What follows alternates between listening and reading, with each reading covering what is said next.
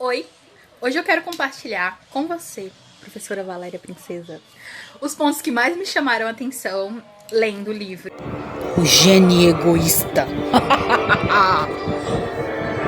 Bom, no primeiro capítulo do livro, o autor ele faz uma introdução geral da evolução, explicando algumas evidências e particularidades de espécies e de grupos, e foca literalmente na questão de egoísmo e altruísmo.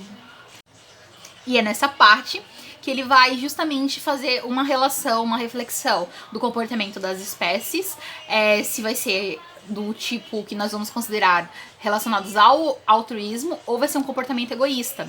Ele também faz uma análise muito grande da questão do comportamento humano com outras espécies e também de nós humanos com a nossa própria espécie. Será que as nossas atitudes elas estão sendo denominadas como egoístas ou são atitudes altruístas?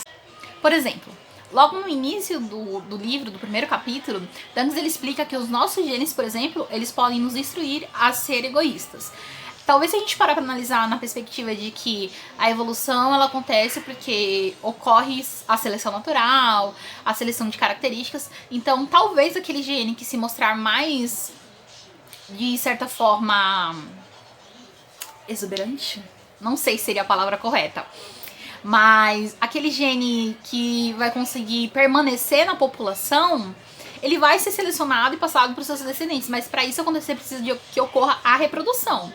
Então, talvez quando Dantes quis dizer que os nossos genes podem nos instruir a ser egoístas, serão provavelmente características que vão nos destacar em relação a outros indivíduos, características a quais que vão ser, de certa forma, propícias para que ocorra a seleção natural. Outro ponto que chama bastante atenção é quando Dantes diz que se você analisar a evolução, qualquer coisa pode parecer egoísta. Bom, e no caso, no livro, o autor ele explica que o comportamento egoísta ele vai se basear em não querer compartilhar algo que é valioso, algum recurso com outro tipo de indivíduo e guardar aquilo para si. E como exemplo de comportamento egoísta no livro, ele cita a questão do louva-a-Deus, né? Onde as fêmeas durante a reprodução acabam se alimentando da cabeça do parceiro e do corpo do parceiro, porque é uma fonte de nutriente para ela, ainda mais agora porque ela tá no acasalamento, vai precisar ter os seus filhotinhos. E também, um exemplo que foi mais chocante para mim, da questão de uma gaivota que ele cita. Essa gaivota, ele explica que ela tem os seus filhotes e tudo bonitinho, e ela cuida muito desses filhotes porque eles nasceram fofinhos, pequenininhos, fraginhos, e acontece que ela espera a oportunidade de outra gaivota sair para se alimentar, e justamente quando essa gaivota, mãe que saiu e deixou o seu filhinho sozinho, sai, essa outra gaivota que ficou lá de tocaia, vai e pega um filhote e come. Simplesmente porque ela quer se alimentar e não quer deixar os seus filhotes sozinhos para que outro tipo de animal faça aquilo com os filhotes dela. Então é um comportamento egoísta onde ocorreu simplesmente a perspectiva gênica de estou guardando os meus genes. A minha populaçãozinha, os meus descendentes vão estar seguros, vão estar prontos para que futuramente possa ocorrer essa transmissão dos meus genes. Então a outra população que se dane, eu já me alimentei. E como o comportamento altruísta, ele cita a questão das abelhas, que é um comportamento muito conhecido, que ao ferrar um indivíduo, a abelha, por exemplo, para defender a colmeia em si, ela acaba perdendo uma parte do seu abdômen e com isso ela morre logo após a picada.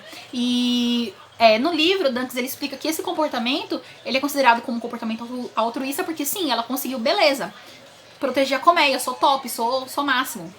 Só que ela acaba não usufruindo daqueles benefícios que a colmeia vai ter, né? Ela não tem essa questão de que, ok, morri, é isso, fechou, não tenho mais o que ter ali pra mim, ter de benefício pra mim. E também, provavelmente, aquela abelha, se ela tiver uma característica exclusiva que só tem nela, ela não vai passar para os seus descendentes, porque provavelmente ela morreu sem antes ter se reproduzido. Dantes ele também explica que o comportamento altruísta não necessariamente vai significar o sacrifício de um indivíduo pela sua espécie, mas também pode ser simplesmente a questão de um comportamento que ele coloca a sua vida em risco, como ele cita o caso de um pássaro que ele voa e avisa quando tem um predador perto, ele grita, ele faz um barulho.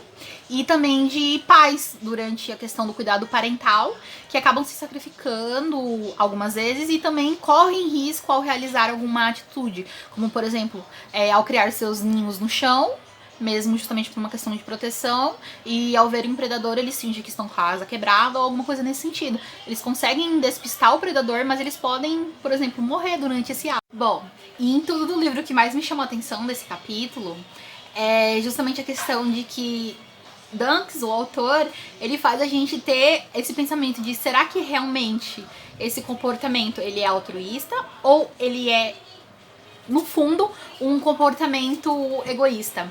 Como, por exemplo, ele fala que na teoria, de certa forma, a teoria da seleção em grupo, ela é bem harmoniosa, bem bonita, e nos nossos melhores momentos que nós temos, digamos, empáticos, nós vamos achar ela mais atraente, mais bonita, mais, de certa forma, justa. Só que se a gente parar pra analisar, no fundo, a gente vai ter comportamentos egoístas, é da nossa natureza, é da questão da nossa perspectiva gênica. E se você parar pra pensar, mesmo que indivíduos tenham um comportamento altruísta, como aqui, por exemplo, vamos colocar assim nessa análise de forma geral. Uma abelhazinha, ela vai lá e pica um indivíduo porque tá protegendo a sua colmeia. Beleza, ela vai ter ali o comportamento dela altruísta, provavelmente ela consegue ali proteger tudo aquilo da colmeia dela, os seus alimentos, recursos, e outros indivíduos que fazem parte daquela população vão sobreviver e vão ter ali o seu alimento. Mas vamos supor que ela mata um indivíduo que é de suma importância para outra população por conta da picada dele, porque esse indivíduo ele tem, sei lá, alguma mutação ou algum gene que é incompatível com um gene que essa abelha vai liberar na sua picada, no seu ferrão, na enzima ali que ela vai ser produzida do ferrão e tudo mais. E esse gene vai causar algum mal para esse animal e vai levar à sua morte. Não vai ser só simplesmente uma picadazinha. Então, tanto a abelha que morreu lá porque se sacrificou, porque teve um comportamento altruísta, e também esse animal que foi picado simplesmente porque também foi correr atrás da sua população, correr atrás dos indivíduos da sua espécie, correr atrás de alimento para poder ter os seus descendentes, morreu. Então, de certa forma, se a gente para pra pensar, o comportamento altruísta, que muitas vezes a gente fala que é o que é mais adequado, que é bonitinho, porque é harmonioso, no final, no fundo, vai ser um comportamento egoísta também em algumas perspectivas, porque eu protejo a minha população, a minha espécie, mas eu acabo, de certa forma, às vezes tendo um comportamento que vai prejudicar uma outra espécie. Então, até que ponto um comportamento altruísta, ele acontece? Só quando ele acontece com indivíduos da mesma espécie, a mesma população, ou também ele vai envolver outros indivíduos? Então, é justamente esse ponto do livro que mais me chamou a atenção. E somente nesse primeiro capítulo, Dankus ele já consegue explicar tudo isso. E olha que o livro tem outros capítulos. Então, a gente já consegue justamente pensar nessa questão, a evolução nessa perspectiva gênica. Do gene como a unidade básica ali que vai estar relacionado na questão da evolução, da seleção natural. E de como esse gene, caracterizado como um gene egoísta, apesar de como até às vezes Dankus ele cita no livro, beleza, os indivíduos egoístas eles vão se reproduzir de forma mais demorada, e vão usufruir daqueles que foram altruístas. Então a gente consegue ver justamente essa diferenciação e de como, se a gente para pra analisar e analisa toda a perspectiva da evolução, do comportamento para a sobrevivência, na busca de recursos naturais, de recursos alimentares, tanto o homem quanto qualquer outra espécie, mesmo que em pequena porcentagem, ele vai ter sim um gene egoísta, um comportamento egoísta. Isso é fato, é evolução. Bom, foi dessas ideias que eu consegui ter baseado um pouquinho na leitura do primeiro capítulo. E são ideias que a gente não muitas vezes para pra pensar e pra analisar. A gente aceita aquilo que é nos posto e porque é dessa forma. Então, com o livro, que eu pretendo terminar de ler, a gente consegue ter justamente essa perspectiva de que a seleção natural, ela vai ser feita dessa forma, ocorre dessa forma, justamente pela questão de como está envolvido ali a evolução dos indivíduos. Então é isso. De forma geral foi o que eu entendi. E foi um livro muito satisfatório e eu agradeço pelo trabalho maravilhoso que foi, que deu um trabalhinho, foi difícil, foi, na questão mais de silêncio, que muitas pessoas não sabem o que é, tipo a minha família e outras mais, né? Mas foi bem gratificante poder estar gravando esse vídeo mesmo e aprender bastante. E professora Valéria, muito obrigada por ter sido tão incrível nessa disciplina. Beijinho! Bônus! Mas e aí? Já paramos pra pensar como seria um gênio egoísta se fosse uma pessoa? Você sabe que eu te amo, né, amiga? Prestar o meu batom. Ai, desculpa, né, amiga? Ele é caro, ele é meu. Claro que eu me preocupo com você, mas eu me preocupo mais comigo, né, meu amor?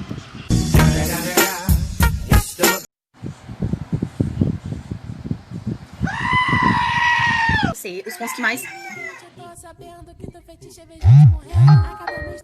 Bom, os pontos que mais... Nem pra gravar vídeo aqui, o povo fica mandando mensagem. Para! Esse é o olhar sanguinário do vigia. Você não sabe como é tentar gravar com um galo cantando sem parar. Se reproduzir e que essas descendências... Minha gata tá brigando. Do comportamento humano, né? Da espécie humana. Temos o galo aí com o seu comportamento de egoísmo, não deixando a coleguinha gravar vídeo. Por exemplo, logo no início do texto, do primeiro capítulo... Por exemplo, logo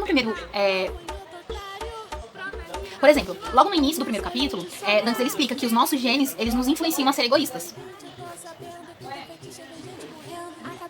Mãe, se você puder falar um pouquinho mais baixo com o Gerson, só um pouquinho. Da fêmea que come a cabeira do... cabeira. Outro ponto que me chama bastante atenção, bastante